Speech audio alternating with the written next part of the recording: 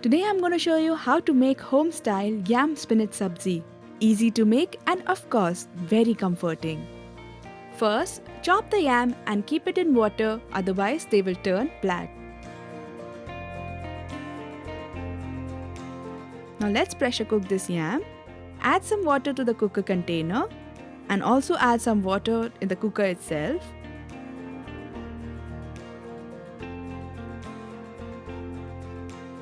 Switch on the stove and cook it for up to 3 whistles. Meanwhile, let's chop the Malabar spinach and place it in a bowl.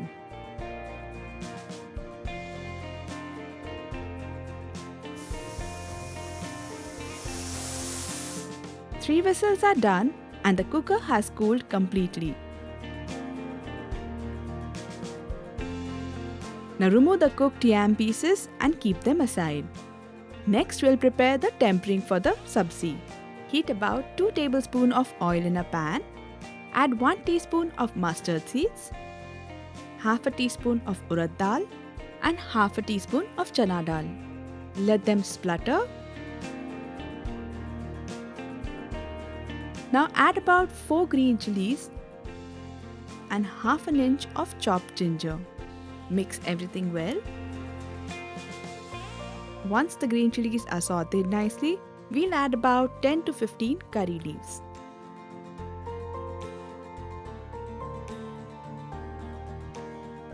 To this tempering, now I'm going to add half chopped Malabar spinach,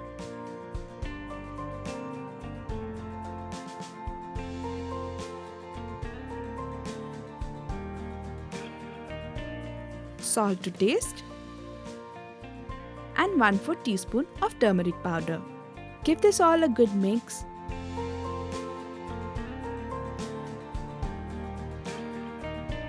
Cover it with a lid and let it cook for about 5 more minutes. The spinach is nicely cooked.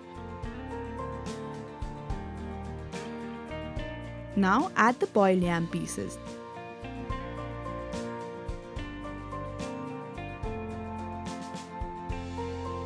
We'll mix everything well.